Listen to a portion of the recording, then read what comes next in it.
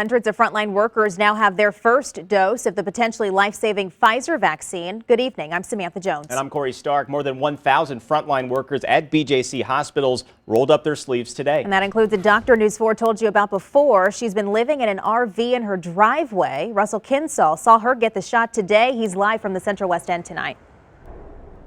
Well, I can tell you guys that Barnes-Jewish Hospital's frontline workers got a much-needed boost in morale with the beginning of the vaccinations today. One of those probably most happy to get that vaccine was Dr. Tiffany Osborne, because for her it means soon she'll get to spend more time with her family. Oh my gosh, I am so excited. I can't stand myself. Since the early days of the pandemic, Dr. Tiffany Osborne has spent most nights sleeping in an RV in her driveway. She lived every day in the RV for the first 6 weeks. Currently, though, when she gets a stretch of days off and after a negative COVID test, she'll stay in her home with her family. When all of this was first starting, we had no idea what to expect. We didn't know how easily this was going to be transmitted. Osborne was thrilled to get the first of 2 doses of the vaccine today.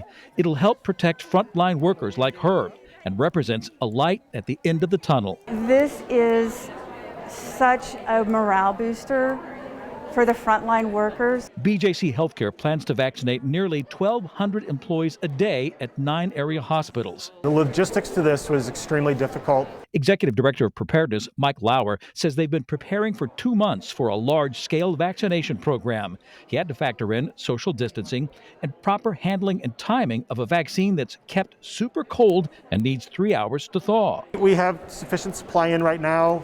We are confident that we'll be getting additional supplies of the Pfizer vaccine over the next couple weeks to make sure that we can continue to do this for our staff. He acknowledges learning that each 5-dose vial of vaccine actually has enough for a 6th dose. It could make the vaccine go farther. We have worked with our state governments on Missouri and Illinois to verify that that's acceptable for us to do.